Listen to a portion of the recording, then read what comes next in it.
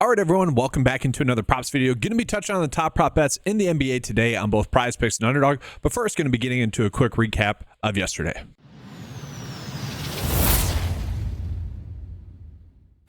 So yesterday, a decent day. Ended up going, 3 for 4 in the day with one tie. Clint Capella was the only one that missed. He got going pretty early on in that game. He had almost a fourth of his fantasy points in the first quarter and then cooled off. So just seemed like he had just a good first quarter, which was definitely an outlier.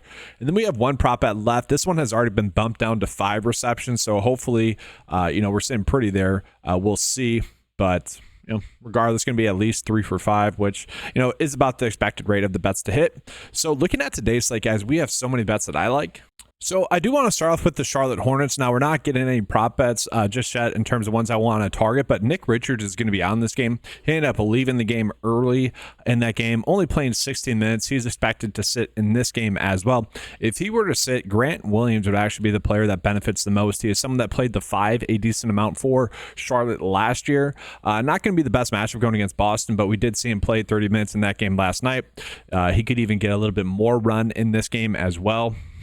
And I'm having 5 fouls as well. But looking at his per 36 production for this season, about 14 points, 4.9 rebounds, 4.9 assists, about 16% usage rate, and 33 fantasy points per 36. So probably would rather want to be looking at his fantasy score just because he can get a block and a steal. Now that per 36 stats that I'm calling out is lower than last year, which Ball was out for a majority of the time last year as well, so it's a little bit of a different sample when looking at that. But I wanted to call that out because I believe his props, if we get them, are going to be a little bit too lower than they should be.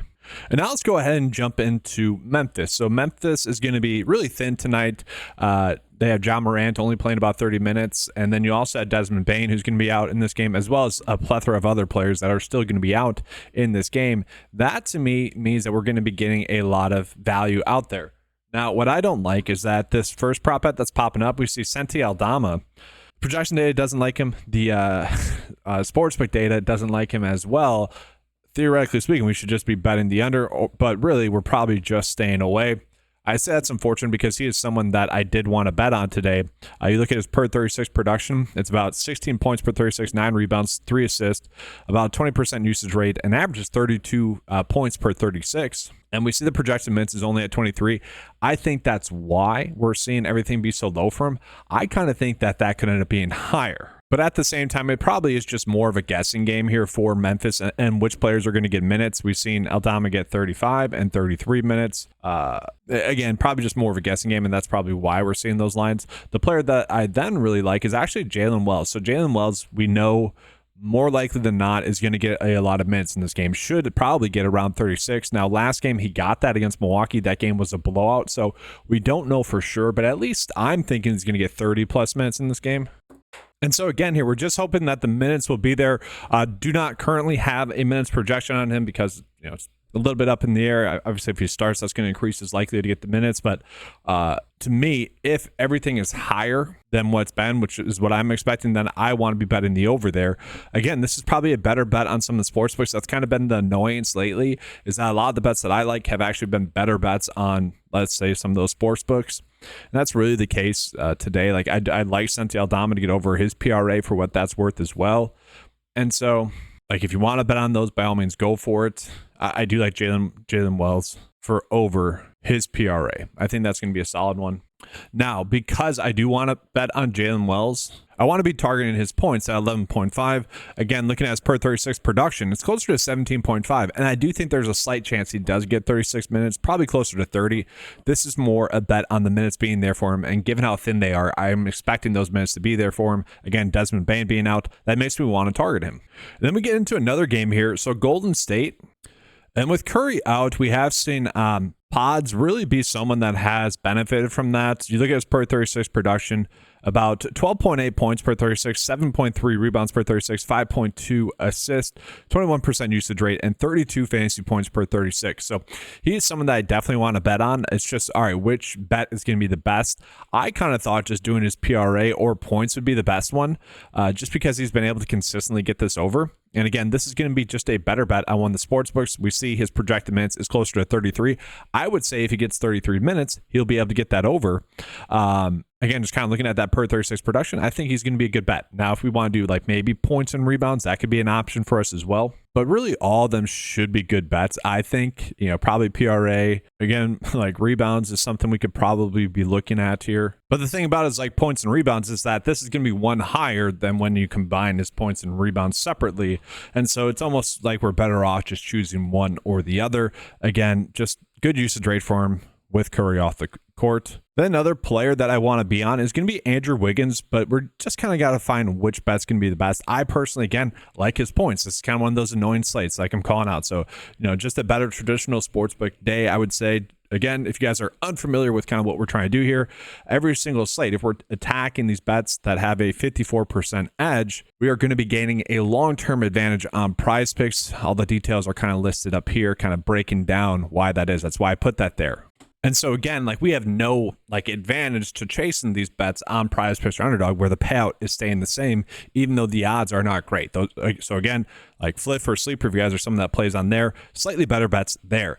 Now in this matchup, they are going up against Houston, and Houston kind of has, I would say, a big contributor out in terms of just slightly changing production enough to the point where it is notable, and that's going to be Steven Adams. Steven Adams is going to be out. He's only played about, let's say, 15 or so minutes in 2 games on average, but I think that's enough to really shift where we should be looking at. So, unfortunately, Jabari Smith was someone I was on a couple of nights ago where it looked like Steven Adams was going to sit. Steven Adams ended up playing, and then Jabari Smith did not get his over PRA. He did end up getting his over fantasy score, which is a bet I mentioned I would like a little bit better, which is interesting how that works, right?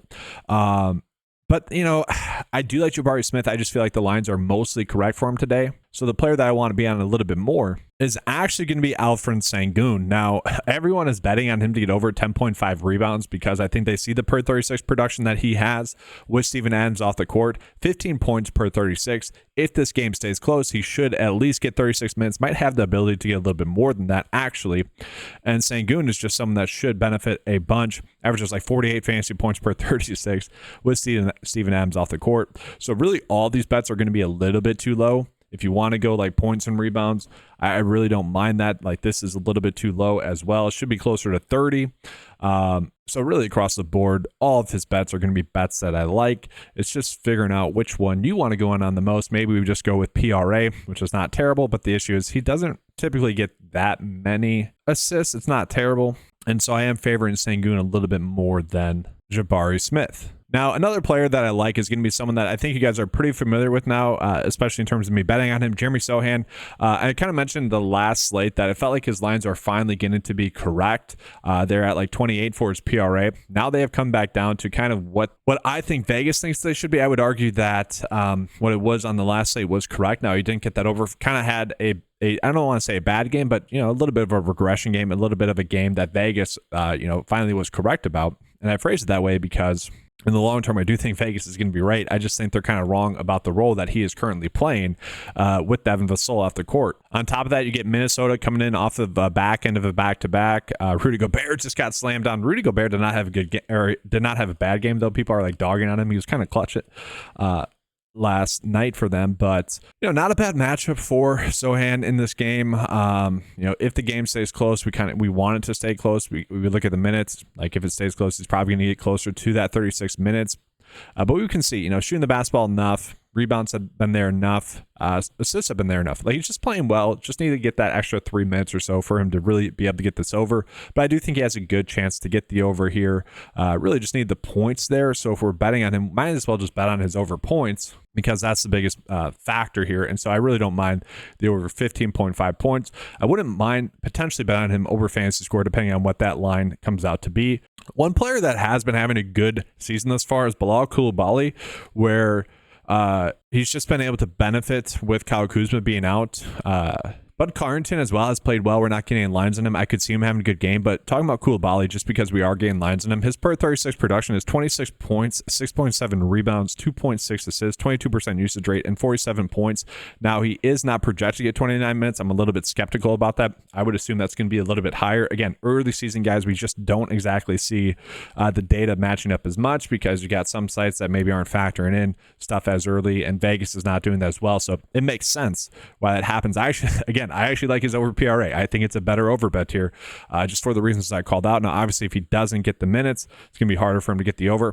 So with that, guys, again, just making the best educated bet that we can. I like his over points here. That's going to be the route that I would suggest you go. And then we jump into the night slate. I want to talk about Utah. So Utah is most likely going to be without Lauri Markkanen.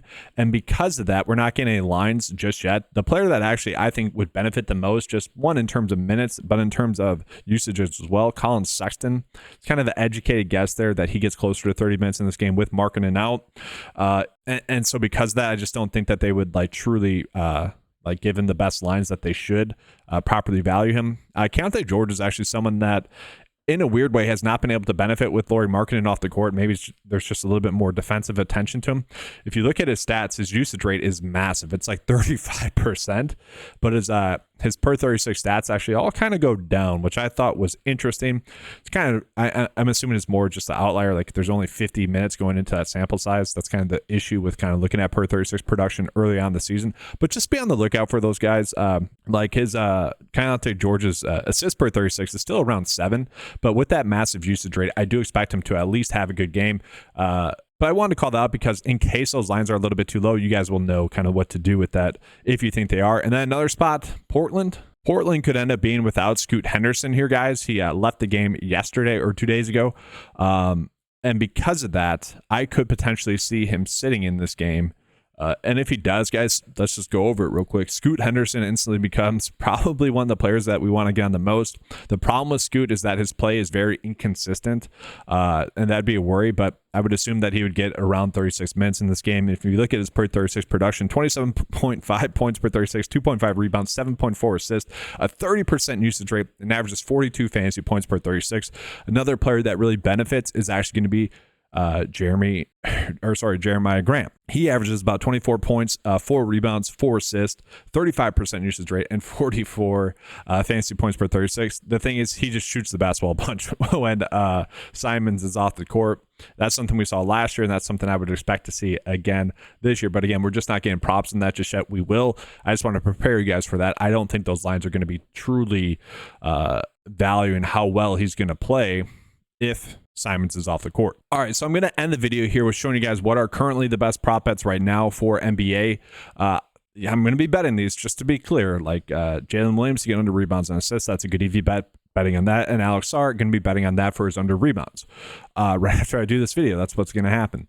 But what I'm going to show you guys here on the bet of the day, we'll just be kind of recapping the bets I just touched on, because again, I like those bets a little bit more, but it's also a day in which for PrizePicks and Underdog, it's unfortunate because we're not really gaining EV. We're actually, honestly, probably losing it on a lot of the bets, which is obviously something I don't exactly love telling you guys to bet on that. So it's more of a day in which, if you like any of the bets I called out, go with it. It's not exactly a day where you guys should just copy and paste the bet slip, just because even though I think we're gaining a big edge on them, some of the bets are going to be bets in which Vegas is favoring the under, and that's just doing the bets I'm suggesting is just not going to be a long-term profitable approach unless you are someone that bets on a more traditional sportsbook or someone that's betting on sleepers. So I did want to call that out before I get into that. And do just want to remind you guys, like the 9-to-5 cheat sheet is designed to make sure that we are making the best educated bets possible, or to really know what to expect out of a bet. You guys can get access to that cheat sheet, to all the cheat sheets on 9to5sports.com for just $10 a month when we use the promo code KEEPCASHING. Get it for $8 a month for the first month. Now, I do want to call out, I didn't really mention Grady Dick, guys. We're getting basically the exact same fantasy score on him. This is kind of just a rinse repeat from yesterday's video.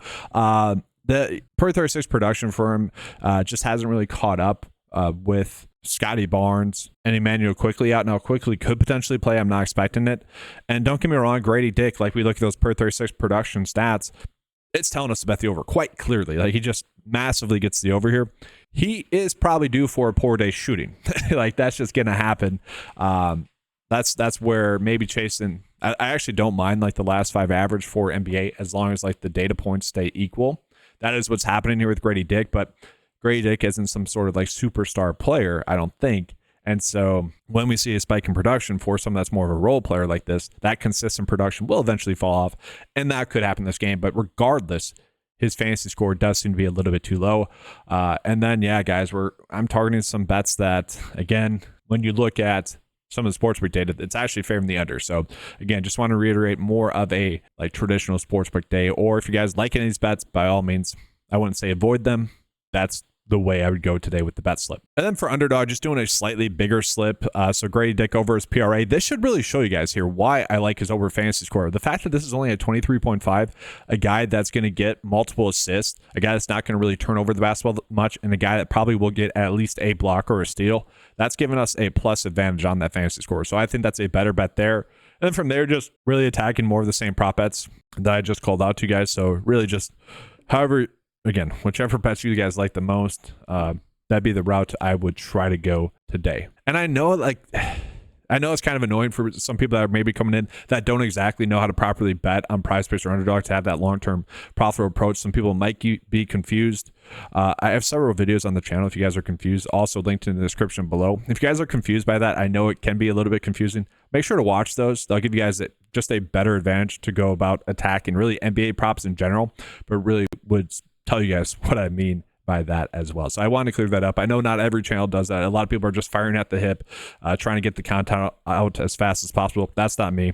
I want to give you guys the best information. I want to take the time to do the research for that. And I also like to set the expectations for that day in betting. And that's what I'm doing here. Okay, so I just want to make that clear. Again, if you guys want access to any of the tools that you saw in this video, head on over to 9to5sports.com. Get access to them for just $10 a month. Use the promo code KeepCashing. Get the first month for $8. Make sure to leave a like, guys. If you have a favorite bet or if you guys question a bet, leave a comment as to why. Like, I don't mind. We're all trying to help each other out here. Thank you guys for watching. Good luck. And as always, let's keep cashing.